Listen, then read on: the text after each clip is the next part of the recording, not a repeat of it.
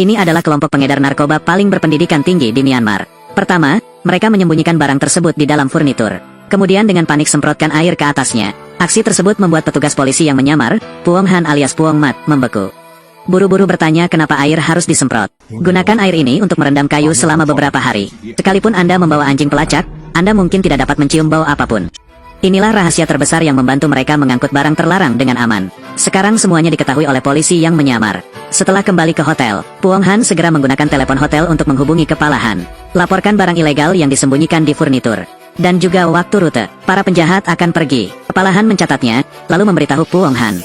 Dia akan berbicara dengan penjaga perbatasan terlebih dahulu. Biarkan Puong Han memasuki negara dengan lancar. Akhirnya jaring pun digunakan untuk menangkap mereka semua. Datanglah keesokan harinya, tunggu hingga semua barang yang berisi barang terlarang dimasukkan ke dalam mobil. Puong Han segera pergi. Mobil itu baru saja melaju cukup jauh ketika dia melihat Kim Lan Lan menunggu di pinggir jalan. Baru pada saat itulah Puong Han mengetahui bahwa mereka tidak hanya mengangkut zat terlarang, tapi juga menyelundupkan senjata. Segera setelah itu, sejumlah besar senjata kembali disembunyikan di dalam furnitur. Kim Lan Lan di sebelahnya juga terus memuji metode ini. Sebelum berangkat, Puong Han juga sengaja ingat plat nomor kendaraan yang membawa senjata. Namun tepat saat dia hendak masuk ke dalam mobil, Kim Lan Lan tiba-tiba melompat ke mobilnya. Puong Han bertanya dengan sedih, "Tidak Bu Kim, ada mobil lain di belakang. Mengapa Anda harus masuk ke mobil saya?" "Terus, jangan sambut saya." Tidak dapat dikatakan bahwa Kim Lan Lan sangat berhati-hati. Kemudian, mobil-mobil yang memuat barang-barang ilegal dan senjata api terus berangkat. Di sisi lain, Junior sedang menavigasi stasiun perbatasan.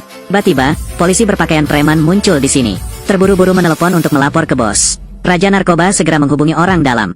"Apakah kalian mengambil tindakan hari ini?" "Tidak ada yang memberitahuku. Terakhir, demi keamanan, orang dalam menyarankan untuk beralih ke rute nomor 2. Katakanlah baris nomor 2 adalah semua orang saya." Dengan sangat cepat Kodao menerima berita itu. Hubungi Puong Han. "Ubah rute, berikan telepon kepada pengemudi." "Ada apa?" "Saya menyuruhnya untuk memberikan telepon kepada pengemudi." "Ya." Setelah pengemudi menerima panggilan telepon, segera ganti ke rute lain. Hal ini membuat Puong Han khawatir, karena panggilan telepon ini merusak rencananya. Di sisi lain, Kepala Han juga menerima pemberitahuan tersebut dengan sangat cepat. Polisi berpakaian preman di stasiun perbatasan. Tidak ada truk furnitur yang dilaporkan lewat. Kepala Han curiga, Puong Han memberikan informasi yang salah. Saat ini, 2 buah truk kargo telah tiba di jalur nomor 2. Mohon keluar dari kendaraan dan menerima barang untuk diperiksa sesuai peraturan. "Apa yang dibawa truk ini?" "Mebel, buka dan lihatlah. 2 mobil berisi barang terlarang. Diperiksa sebelum memasuki negara itu." Kim Lan Lan sangat ketakutan hingga dia berkeringat dingin. Namun tepat ketika Puong Han berpikir bahwa penjaga perbatasan akan memeriksanya dengan cermat, mereka hanya melihatnya dan langsung memberikannya. Semuanya pergi. Puong Han masuk ke dalam mobil dan sangat khawatir. "Saya tidak dapat mempercayainya. 2 kereta belanja berisi zat terlarang dan senjata api bisa masuk ke negara itu dengan begitu mudah." Memikirkan tentang panggilan telepon, Kodao tiba-tiba mengubah rute. Ditambah lagi, penjaga perbatasan memeriksa dan merespons dengan sangat dangkal. Baru pada saat itulah Puong Han sadar. Kodao tidak sesederhana yang dia bayangkan. Dari jejak mencurigakan tersebut, bisa dipastikan ada orang dalam di penjaga perbatasan. Sangat cepat, 2 buah truk kargo berhasil sampai di tempat tujuan yang telah ditentukan. Sebelum mengucapkan selamat tinggal, Kim Lan Lan tidak lupa menggoda Puong Han. "Pria tampan ini. Sampai jumpa lagi." Sore harinya, Puong Han segera melaporkan situasi tersebut kepada Kepala Han. Tapi saat ini, Kepala Han sangat marah. "Apa yang sedang kamu lakukan? Mengapa tidak mengikuti rute yang direncanakan?" Saat hendak memasuki negara itu, Kodao tiba-tiba memanggilku. Saya tidak mendapat kesempatan untuk melaporkan kembali. Namun ada hal yang sangat aneh. Rute setelah itu sangat nyaman. Jaga perbatasan tidak memeriksa dengan cermat. Terakhir, Puong Han hanya bisa melaporkan kembali. Plat nomor truk senjata Kim Lan Lan. Kepala Han segera memanggil bawahannya untuk menghentikan kendaraan ini. Sangat tidak mungkin senjata api beredar di negara ini. Kemudian dia mulai memeriksa catatan penjaga perbatasan. "Kita harus menemukan orang dalam." Di sisi lain, polisi dengan cepat menemukan kendaraan yang membawa senjata berdasarkan plat nomor yang disediakan. Namun saat mereka membuka bagasi, bagian dalamnya sudah kosong. Sopir itu bingung, buru-buru menjawab bahwa mobil itu disewa orang lain dan baru saja dikembalikan kepada saya. Setelah mendengarkan, polisi hanya bisa menangkap sementara pemilik mobil tersebut untuk diselidiki. Menerima kabar bahwa senjata tidak lagi ada di dalam kendaraan, Kepala Han sangat terkejut. Di sisi lain, Kim Lan Lan sangat senang saat ini. Harus mengakui, trik jangkrik keluar dari tubuhnya ini sungguh sangat ampuh. Melalui transportasi ini, Kim Lan Lan juga memahami poin-poin penting Kodao. Dia memutuskan meskipun keuntungannya lebih kecil, kita juga harus terus menjalin kerjasama dengan Kodao. Sejumlah besar senjata diimpor ke negara itu tepat di bawah pengawasan penjaga perbatasan. Para pemimpin senior sangat marah. Baru-baru ini, sejumlah besar senjata muncul di dalam negeri dari luar. Kakek saya adalah kepala departemen penjaga perbatasan. Pekerjaan macam apa itu? Saya segera melancarkan penyelidikan. Setelah menutup telepon, Ladong Biao segera memerintahkan semua orang untuk menyelidiki senjata di pasar gelap. Juga pada saat itu, Raja Narkoba di belakang Kodao menelepon, memarahi Kodao karena tidak memiliki pandangan jauh ke depan. Demi keuntungan kecil, dia seenaknya menyelundupkan senjata, hanya untuk sejumlah uang, tapi menyebabkan masalah besar. Apakah Anda masih berencana melakukan sesuatu yang sembrono? Ternyata penyelundupan senjata marak terjadi di mana-mana. Hingga berita terkini, Kodao dengan cepat menjelaskan bahwa dia terlalu kekurangan uang. Jadi saya membuat kesalahan besar. Hal ini membuat jalur pelayaran aman sebelumnya. Efek serius. Tapi keadaan sudah menjadi seperti ini. Yang terpenting tetap bagaimana menenangkan badai. Bos memperkirakan polisi pasti akan mengambil tindakan besar selanjutnya. Oleh karena itu, dia untuk sementara waktu memerintahkan Kodao untuk menarik tangannya. Pada saat yang sama, dia dengan sengaja membiarkannya melepaskan sebagian barang yang ada di tangannya. Bersikaplah proaktif agar polisi dapat menyelidikinya. Biarkan gelombang buruk ini berlalu dengan cepat. Sayangnya, seluruh rencana kedua orang itu terdengar oleh Puong Han. Dia segera menelepon kepala Departemen Han. Ia tidak hanya mengungkapkan rencana yang Kodao persiapkan untuk melarikan diri guna mencari cara untuk bertahan hidup, namun juga diberitakan tentang kisah gembong narkoba luar negeri di balik Kodao. Kepala Han mendengar ini dan merasa senang. Memerintahkan Puong Han untuk terus berhati-hati dalam bersembunyi. Cobalah mencari kesempatan untuk menghubungi taipan asing misterius itu. Keesokan harinya, Kodao segera pergi mencari Ti Hak. Memikirkan harus melepaskan barang di tanganku saja sudah membuatku mual lagi. Kodao memutuskan untuk mencari Ti Hak untuk dibagikan. Buatlah undangan kerjasama penjualan. Meskipun Ti Hak curiga dengan sikap Kodao yang tidak biasa, namun kini dia juga punya barang yang perlu diimpor. Harus pergi ke rute Kodao. Jadi saya segera setuju. Namun, Ti Hak masih memiliki satu syarat. Itu berarti harus membawa serta juniornya, Batu. Kodao tahu dengan jelas di dalam hatinya, Ti Hak ingin memanfaatkan kesempatan ini untuk mempelajari jalur transportasinya, agar Anda bisa mengirimkan sendiri barangnya nantinya. Segera, dua rubah tua yang penuh konspirasi bergandengan tangan untuk bekerja sama. Sekembalinya ke rumah, Puong Han menelepon kepala Departemen Han lagi. Pemberitahuan waktu transaksi. Namun kali ini dia tidak tahu lagi jalur transportasinya.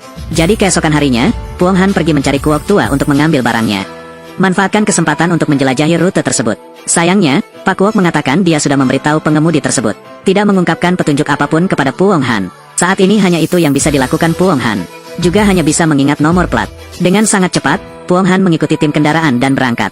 Dia juga membawa serta Batu yang berpikiran lambat. Seluruh jalan terus-menerus bertanya tentang rahasia persalinan yang aman. Puong Han begitu menyebalkan sehingga dia mengabaikannya. Saat armada hendak mencapai perbatasan, Puong Han tiba-tiba menerima panggilan telepon dari Kodao. Tidak perlu memperhatikan barangnya. Sebelum memasuki negara itu, potonglah. Terpaksa memikirkan cara untuk melarikan diri. Orang yang akan membawa Anda ke luar negeri akan menunggu Anda di perbatasan. Puong Han segera menghentikan mobilnya dan melompat turun. Membuat Batu heran dan tidak mengerti. Puong Han berbohong kepada Kodao dan ingin dia pergi menangani beberapa masalah. Tapi kali ini Batu pintar. Apapun yang kau katakan, kau harus mengikuti Puong Han. Tidak ada jalan lain, Puong Han hanya bisa membawa Batu bersamanya. Biarkan pengemudi menyetir sendiri ke pedesaan. Begitu gerobak tiba di stasiun inspeksi, jaga perbatasan segera menemukannya. Barang terlarang dalam jumlah besar ada di dalam kendaraan. Namun saat ini, Ti Hak masih tak sabar menunggu kabar. Bodoh seperti babi. Segera, Batu sedang mengantarkan barang dan tiba-tiba kembali sendiri. Masih gembira menunggu pujian kakak. Karena dia menemukan metode pengiriman Kodao. Kata Puong Mat, tidak aman bagi orang dan barang untuk bepergian bersama. Setiap kali sebelum memasuki negara itu, dia turun dari bus terlebih dahulu. Kemudian ambil kembali mobilnya sendiri. Sama sekali tidak menyadari bahwa dia sedang dipermainkan. Ketika Ti Hak mendengar ini, dia sangat marah. Apakah kamu tidak takut Kodao akan menelan barang-barang kita? Saya tidak berharap untuk mengatakannya begitu saja. Junior lainnya panik dan berlari untuk melaporkan berita tersebut. Semua barang disita oleh penjaga perbatasan. Ti Hak segera meledak. Aku mengutuk Batu karena bodohnya seperti babi. Sisi lain, sebab kedua truk yang membawa barang terlarang itu disita. Puong Han menyatakan bersalah dan meminta maaf kepada Kodao. Tapi Kodao tidak peduli sama sekali. Dan katakan ini adalah hal yang baik. Ternyata ini sepenuhnya sesuai rencana Kodao. Pasalnya, penyidikan penyelundupan senjata berdampak pada jalur transportasi mereka. Jadi kali ini, Kodao sengaja membiarkan polisi menyelidikinya. Dan orang yang paling tidak beruntung dalam hal ini adalah Ti Hak. Dia menyumbang 9 bagian barang yang diangkut kali ini. Jadi Ti Hak pasti tidak akan melewatkannya. Memang, segera Ti Hak menelepon. Kodao segera menutup telepon tanpa memperhatikan. Tunggu sampai hari berikutnya, Ti Hak pergi ke rumah Kodao. Mewajibkan Kodao untuk menjelaskan dengan jelas. Kodao sepenuhnya menganggap Ti Hak sebagai udara yang bergerak. Santai sarapan seperti biasa. Lihat Ti Hak di sebelahnya, dia tetap menolak untuk berhenti. Kata Kodao, pengiriman barang pada dasarnya berisiko. Tidak ada yang bisa menjamin semuanya akan lancar setiap saat. Selain itu kali ini juga ada barangnya. Sepertinya aku tidak pernah meyakinkanmu. Setiap kali saya berjalan lancar. Apalagi Puong Mat juga membawa Batu kembali. Jika tidak, orang yang membawa barang tersebut pun akan hilang. Saya tidak perlu saya memberitahu Anda tentang kehilangan ini, bukan? Jadi saya harus berterima kasih. Itu sopan. Tidak ada jalan lain. Tihak hanya bisa berdiri dan pergi. Marahan menghalangi tenggorokan. Tentu saja dia tidak akan membiarkannya begitu saja. Malam itu, Tihak menemukan Fu Hongchan untuk berurusan dengan Ko Dao. Putra Fu Hongchan ini mempunyai permusuhan sengit dengan Ko Dao. Karena itu belum lama ini, kakak laki-lakinya yang berusia 90 tahun, baru saja dikirim terbang oleh Ko Dao. Lakukan apa yang seharusnya dilakukan pria. Besok, Fu Hongchan mengikuti bos keluarga Tu Hong Kong untuk bertemu Ko Dao. Bersiaplah untuk mencari kesempatan mengirim Ko Dao turun menemui saudaranya. Ini adalah produk terbaru yang baru saja saya teliti. Saya menamakannya Candi Vien. Kekurangan Candi Vien adalah sifat adiktifnya yang masih agak lambat. Tapi dalam perjalanan membawanya ke sini, entah itu stasiun kereta api atau stasiun bus, polisi tidak dapat menyelidikinya. Jadi penyembunyiannya sangat tinggi. Inilah produk terbaru yang diciptakan para penyelundup narkoba. Bahkan polisi tidak bisa menyelidikinya. Setelah mendengar ini, mata Ko Dao berbinar. Saat ini, sang profesor mengemukakan masalah yang fatal. Bahan baku pembuatan Candi Pills dikontrol ketat oleh negara. Sangat sulit ditemukan. Hanya dapat dibeli dalam jumlah kecil di pasar gelap. Jika Anda bisa mendapatkan bahan-bahannya, profesor dapat melakukan penyesuaian, meningkatkan kecanduan Candi Pills. Ko Dao segera memanggil Teh Hiep. Keluarkan daftar bahannya. Saya ingin Ki Hiep memikirkan cara mendapatkan pasokan di pasar gelap. Pada saat yang sama, dia mengingatkannya bahwa dia harus membagi dan membeli. Hindari menarik perhatian polisi. Tak lama kemudian, keluarga Tu di Hong Kong juga mendengar kabar tentang Candi Vien. Dia segera pergi mencari Ko Dao, bersiap untuk membawa Candi Vien kembali ke Hong Kong untuk dicoba dan dikonsumsi. Tentu saja Ko Dao tidak akan mengabaikan peluang bisnis door-to-door ini. Dia memberitahu keluarga Tu, produknya memang ada, tapi harganya tidak murah. Tuan keempat pada dasarnya tidak peduli dengan harga, karena permen jenis ini tidak hanya mudah dibawa-bawa, bahkan bea cukai tidak dapat menemukannya. Berkat itu, ini mengurangi sejumlah besar uang. Bisa dikatakan selama ada barang pasti ada untung. Tepat ketika dua orang berdiskusi dengan gembira, Gia tiba-tiba memikirkan cara baru untuk menjadi kaya. Dia ingin membuka pusat perawatan narkoba kelas atas. Dimanapun di dunia, keahlian melayani mereka yang punya uang. Tempat atas nama pengobatan tradisional Tiongkok dan akupuntur untuk pengobatan kecanduan. Distribusikan barang Anda, ikat pecandu dengan uang, mencapai stabilitas, kerjasama jangka panjang dengan pelanggan. Ko Dao mendengar rencana ini. Saya juga harus angkat topi untuk mengagumi keluarga Tu. Saat ini, pengawal di sebelah keluarga Tu masih menatap Ko Dao. Dia adalah pembunuh Fu Hongchan yang disuap Tihak untuk membunuh Ko Dao. Menunggu kesempatan untuk bertindak, sore harinya, Ko Dao mengajak keluarga Tu ke klub malam. Tunjukkan padanya pasar Candi Vien yang luas. Sekelompok anak muda sedang menari di bawah. Lebih dari separuhnya membeli Candi Vien dari klub malam. Lihatlah penampilan mereka yang bergoyang-goyang dan gila.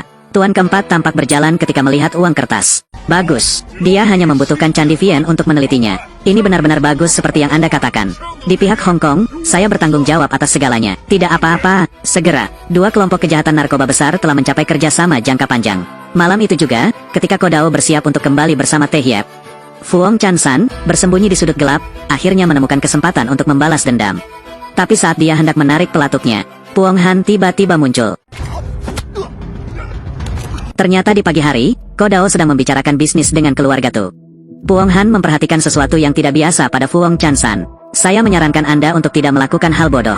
Bunuh Ko Dao. Dia juga tidak bisa lepas dari Tuong Lem. Tidak bisa membalas dendam. Saya tidak akan pergi. Para penjahat narkoba ini memutuskan mengeluarkan sejumlah besar uang untuk membangun pusat pengobatan kecanduan. Tapi begitu mereka berpikir, gaya apa yang harus saya bangun agar mudah menarik bakat? Tiba-tiba sebuah mobil datang dari belakang. Pengawal itu dengan cepat mengeluarkan pistol dan menembak ke arah mobil. Saat ini, si pembunuh melihat ke kaca spion, injak pedal gas dan mundur lurus menuju Ko Dao. Tepat pada saat yang krusial, tugas polisi yang menyamar, Pu Honghan mendorong Ko Dao menjauh. Saya ditabrak mobil dan terlempar. Akhirnya para pengawal memaksa si pembunuh untuk keluar dari mobil. Tapi saya tidak menyangka dia adalah Fu Hongchan. Orang-orang dari keluarga Tu, orang yang dia tuju. Haruskah aku memberimu penjelasan? Guru keempat tahu dengan jelas bahwa Ko Dao adalah orang yang penuh dendam. Tapi orang sebenarnya tidak diutus olehnya.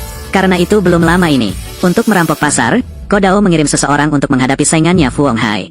Dan Fu Honghai adalah kakak laki-laki Fu Hongchan. Kali ini datang untuk membunuhmu. Untuk membuktikan saya tidak bersalah, guru keempat dengan cepat mengungkapkan identitas Fu Hongchan. Ko Dao tidak terlalu peduli. Orang-orang dibawa oleh Anda harus bertanggung jawab. Tidak punya pilihan lain, keluarga Tu hanya bisa memilih berurusan dengan Fu Hongchan.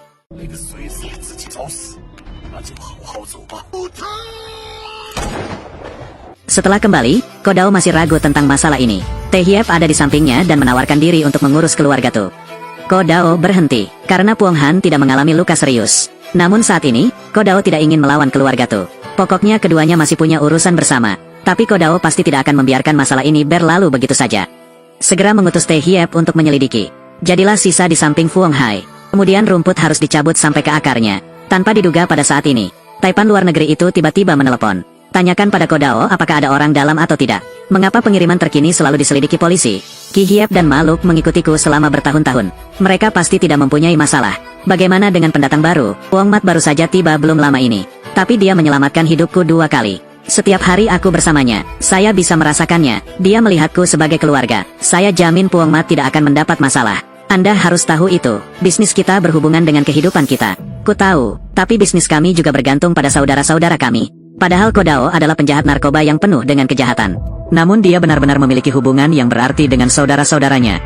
Bahkan demi merawat Puong Han yang terluka, dia bahkan pergi ke dapur untuk memasak nasi sendiri. Tapi dia tidak tahu, ini semua adalah rencana menyedihkan Puong Han. Tepat ketika Kodao mulai ragu, Puong Han merasakannya. Di saat yang sama, dia juga menemukan seorang pembunuh yang ingin membalas dendam yang bersembunyi di kegelapan. Maka Puong Han membuat rencana untuk menghilangkan kecurigaan itu. Karena itulah ada adegan di mana dia mempertaruhkan nyawanya untuk menyelamatkan nyawanya. Pagi selanjutnya, guru keempat secara pribadi pergi ke rumah Truong Dao untuk meminta maaf. Dia membawa koper kulit. Di dalamnya diisi dengan 100 juta yuan. Katakanlah ini uang untuk kesembuhan Puong Han. Mau tak mau, katakan saja. Kali ini, keluarga Tu benar-benar menanggung akibatnya. Namun, Kodao terus bermain golf. Benar-benar mengabaikan keluarga Tu. Melihat Kodao tidak menghormatinya. Terakhir, guru keempat hanya bisa mengungkapkannya. Dia akan menanggung semua biaya pembangunan pusat perawatan narkoba. Pada saat yang sama, setelah pembukaan, saham akan dibagi ke Puong Han. Saya bahkan ingin memesan 10.000 candi Vien dari Kodao. Harga ditentukan oleh Kodao atas kebijakannya. Saat ini, perut Kodao sudah kenyang. Setelah kembali ke keluarga Tu, dia sangat patah hati. 10.000 permen buah persik menghabiskan banyak uang baginya. Selanjutnya, bagaimana cara membangun pusat pengobatan narkoba? Saat ini, pengawal memberi saran. Bekerja sama dengan Tihak sangat sedikit. Benar sekali, kenapa aku tidak memikirkannya? Guru keempat sangat senang setelah mendengar ini. Lakukan hal ini tidak hanya membuat Tihak berhutang budi. Dan saya tidak perlu mengeluarkan seluruh uang saya untuk membeli barang Kodao. Maka keesokan paginya, guru keempat segera datang mencari Tihak. Langsung jual setengah dari candi pils kepadanya. 5.000 pil tersisa. Tuan keempat membiarkan bawahannya membawanya kembali ke Hong Kong untuk dikonsumsi. Tepat setelah itu, bawahan keluarga Tu cepat masukkan barang ke dalam bus dan bersiap untuk kembali ke Hong Kong. Tapi begitu dia keluar dari mobil untuk pergi ke kamar mandi, polisi tiba-tiba memeriksa seluruh mobil penumpang. Dengan sangat cepat, seorang polisi menemukan tas bawahan Tugia. Penjahat narkoba menghabiskan miliaran dolar untuk meneliti zat adiktif. Bahkan polisi tidak bisa menyelidikinya. Tak disangka, detik berikutnya ia ditangkap polisi dengan lembut. Bosco, rumusnya pasti bocor. Jangan lihat Puong Mat, bahkan jika dia memegangnya, dia tidak akan memahaminya. Saat ini, Kodao sangat mempercayai petugas polisi yang menyamar, Puong Han. Bagaimanapun, Puong Han menyelamatkan nyawanya beberapa kali. Jadi dia lebih suka percaya bahwa profesor itu punya masalah. Saya juga tidak mau curiga kalau Puong Han adalah orang dalam. Namun Puong Han ingin menyelesaikan misinya. Memutuskan untuk mengaduk genangan air keruh ini. Mengingatkan Kodao, terakhir kali saya melakukan transaksi dengan keluarga Tu. Lawannya membeli 10.000 pil. Sang profesor pun langsung mengambil sedotan tersebut untuk menyelamatkan nyawanya. Jelaskan dengan tergesa-gesa jika seseorang mendapatkan produk jadi. Kemungkinan besar ramuan candi pils akan dianalisis. Dari sana, cari tahu cara melakukannya. Kodao segera menelepon keluarga Tu. Saat ini, keluarga Tu juga sangat frustrasi. Sebab, separuh dari candi Vien yang digeledah polisi adalah miliknya. Dia sendiri juga kehilangan uang. Bukankah kamu bilang tidak apa-apa? Mengapa Anda ditangkap sebelum meninggalkan negara ini? Polisi sekarang memiliki barang-barang kami. Selanjutnya, metode tersebut telah diteliti. Kodao terus menanyai Master Tu. Bagaimana cara dia membuang 10.000 pil yang dibelinya terakhir kali? Saudara Kuko, apakah kamu meragukanku? Tuan keempat tidak menyangka dia akan dicurigai. Pada saat ini, dia tiba-tiba teringat sesuatu. 10.000 tablet itu dibagi menjadi 5.000 tablet oleh Tihak. Setelah mendengar ini, Kodao menjadi marah. Ini Tihak lagi. Saat ini, Kodao sangat membenci Tihak. Namun sayangnya ini belum waktunya untuk membalas dendam. Pasalnya polisi kini mengetahui kabar tentang Candi Vien. Mereka berada dalam situasi yang sangat berbahaya. Kodao membiarkan Puong Han membawa profesor itu dan bersembunyi terlebih dahulu. Tunggu hingga penyelidikan polisi selesai dan terus meneliti produk baru. Sayangnya, gelombang buruk terus datang. Pusat pengobatan kecanduan yang setengah dibangun di Kodao juga mengalami masalah.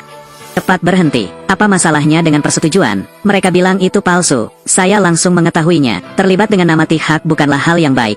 Pihak Anda akan merespons sementara terlebih dahulu. Ada yang bertanya dan hanya menjawab tidak tahu. Kodao segera memanggil Puong Han untuk pergi ke lokasi pembangunan untuk memeriksa. Saat ini, Maluk tetap bersikeras bahwa dokumen persetujuan mereka tidak palsu. Tapi staf menjelaskannya, mereka tidak dapat mencari catatan tentang proyek ini. Kemudian, Maluk berkata bos mereka adalah T-Hawk. File tersebut dibuat oleh T-Hawk mencari kepala Departemen NGO. Staf dengan cepat merespons, departemen mereka tidak memiliki orang bernama Chief NGO. Baru pada saat itulah Kodao mengerti. Semua ini karena T-Hawk buruk. Segera, setelah rahasia Keovian terungkap, proyek pusat rehabilitasi narkoba pun ikut terguncang. Kodao sangat marah. Dia bersumpah bahwa dia pasti akan menyelesaikan T-Hawk. Lewati pintu ini, nyawa T-Hawk harus diambil. Namun, Kodao tidak mengetahuinya. Sejumlah candi yang baru saja diberikan T-Hawk ke rumah di lantai bawah juga digeledah polisi. Namun rombongan rumah di bawah hanya membayar deposit. Kodao bajingan itu. Pasti dia berjabat tangan dengan lelaki tua yang datang mengunjungiku itu. Mengapa saya tidak bisa menjelaskan apapun? Jadi, untuk membalas dendam pada Kodao, T-Hawk mengirim batu untuk menculik profesor itu. Pada saat ini, Puong Han mengantarkan profesor itu kembali ke tempat percobaan. Di saat yang sama, dia juga menemukan batu bersembunyi di pojok. Karena dia membiarkan Kodao dan T-Hawk saling membunuh, Puong Han berpura-pura pergi, sengaja memberikan kesempatan kepada batu untuk menculik profesor tersebut. Benar saja, Puong Han baru saja pergi. Batu segera bergegas ke markas untuk menculik profesor tersebut. Namun Puong Han ingin segera mengumpulkan jaringnya, memutuskan untuk mengikuti batu ke tempat terpencil. Pengalaman bertahun-tahun sebagai tentara pasukan khusus memberitahu Puong Han bahwa ini adalah jebakan. Namun karena kedua kelompok kriminal tersebut terbongkar seluruhnya, dia tetap melompat turun. Dengan sangat cepat, Puong Han melihat T-Hawk yang telah lama menunggu. Teknik menguntitmu sangat buruk, menempel erat seperti itu. Takut orang tidak akan melihat atau apalah. Bagaimana jika Anda melihatnya? Apakah Junior Kodao sekarang sombong? Datanglah keesokan paginya, melihat Puong Han tidak kembali semalaman. Kodao menelepon dan bertanya. Alhasil, saya mendengar bahwa orang yang menerima panggilan telepon tersebut adalah T-Hawk. Wajah Kodao langsung berubah. Saat ini, T-Hawk sedang memanggil juniornya untuk melawan Puong Han. Memaksanya menangis kesakitan. Anda telah mendengar, Puong Mat menyapamu. Kodao menjadi marah. Bicaralah dengan T-Hawk.